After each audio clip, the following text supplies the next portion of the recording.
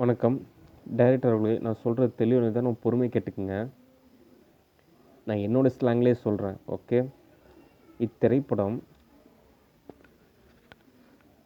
செல்வந்தர்களாக திகழக்கூடிய நபர்களை பற்றிய கதை, செல்வந்தர்களான நாடுகளை பற்றிய கதை, செல்வந்தர்களான சமூகத்தின் தொழிலாளர் வர்க்கத்தின் கதை. சரி, அஜித்குமார் அவரும் பிரபாஸ் அவரும் உறவினர்கள். அஜித்குமார் ஒரு பெண்ணை காதலிக்கிறார். அப்பெண் கிறிஸ்துவ பெண்ணாக இருக்கிறாள். அப்பெண்ணை காதலித்து கிறிஸ்துவ முறைப்படி தன்னையும் மாற்றிக்கொள்கிறார். இந்துவாக இருந்து அஜித்குமார் கிறிஸ்துவனாக மாறுகிறார். ஆனாலும் உறவினர் மத்தியில் சற்றே சலனம் ஏற்பட்டாலும் சில நாட்கள் அடுத்து ஒற்றுமையாக வாழ்கின்றனர். பிரபாஸ் அவர்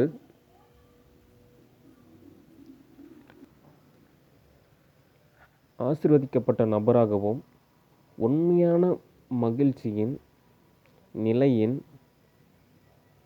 செல்வத்தின் தத்ரூபமாக ஒரு வளமான வாழ்க்கையை வாழ்ந்து கொண்டிருக்கிறார். அடுத்து தங்களிடம் போதுமான அளவு நிதிநிலை உள்ளபோதும் உளவியல் மருத்துவ படிப்பு படித்து உளவியல் மருத்துவராக பணியாற்றி கொண்டிருக்கிறார்.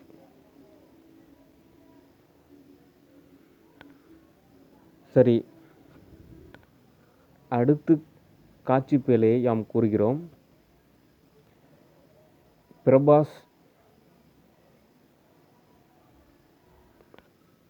ஒரு பெண்ணை எதிர்ச்சியாக காண்கிறார்.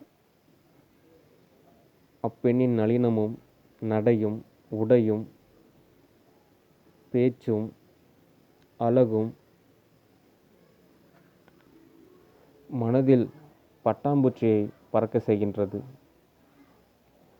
பிரபாஸ் அவர் இது ஏதோ தற்காலிக நிகழ்வு என நகர்ந்து சென்று விடுகிறார்.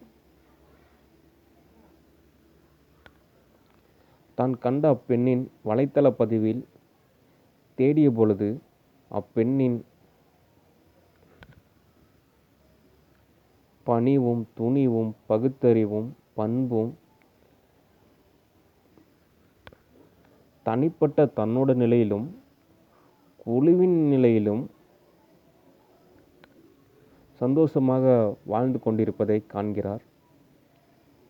அப்பெண் ஒரு சில புத்தகங்களும் எழுதியிருக்கிறார்கள் என்பதையும் அவர் வலைத்தள பதிவில் காண்கிறார். அப்புத்தகங்களை வாங்கி படிக்கிறார். அடுத்த பெண்ணை தனது மணப்பெண்ணாக நினைத்து காதலிக்கிறார். சலனமற்ற மறுப்பாக காதல் தொடர்கிறது. இருவரும் காதலிக்க ஆரம்பிக்கின்றனர். வாழ்வே இன்பம், இன்பத்தின் நன்மையாக தனக்கென துணையென காதலி என என்கிறார். ஒரு பொழுது ஒரு நாள் அஜித்தும் அவரது துணைவியாரும் பிரபாஸும் அவரது காதலியும் ஒரு சில இடத்தில் சந்திக்க வேண்டிய நிர்பந்தம் நிகழ்கிறது. சற்றே சந்தேகமாக பிரபாஸ் உணர்கிறார். அடுத்து ஒரு பொழுதில் பிரபாஸ் அவரின் காதலி படுகொலை செய்யப்படுகிறார். அப்படுகொலைக்கு காரணமான நபர் அஜித்குமார் என்பதற்கான ஆதாரம் அதிகாரப்பூர்வமாகவும் ஆங்காங்கும் சரியாக சித்தரிக்கப்படுகிறது. அடுத்து அஜித்குமார் நீதிமன்றம் அங்கிங்கும் செல்கிறார். எவ்வாறாயினும் அவர்தான் குற்றவாளி என்கின்ற நிலையில் கூட அவர் தரப்பில் சரியான வாதம் கூறுவதால் அவர் விடுதலை செய்யப்படுகிறார். ஆனாலும் பிரபாஸ் தன் காதலியை இழந்துவிட்ட வருத்தத்திலும் தன் காதலியை படுகொலை செய்த அஜித்குமார் மீது வன்மம் கொள்கிறார். அடுத்து அஜித்குமார் ஏரோநாட்டிக்ஸ் படிப்பு படித்துவிட்டு அது சம்பந்தமான தொழிலில் ஈடுபட்டு கொண்டிருக்கிறார். பிரபாஸ் அவரும் அஜித்குமார் அவரும் மோதிக்கொள்ளும் விதமாக பிரபாஸ் செயல்படுகிறார். அஜித்குமாரின் சொத்து ஒவ்வொன்றாக விற்கப்படுகிறது. அவரது பணியும் பறிபோகிறது.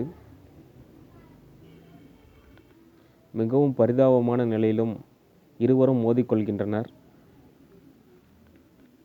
அடுத்த காட்சிப்பேழை பிரபாஸ் அவரது காதலி எவ்வாறு கொல்லப்பட்டார், யார் கொல்வதற்கான காரணம் என்ன என்பதுதான் படத்தின் கதை திரைக்கதை. இப்படத்தின் முக்கிய பதிவான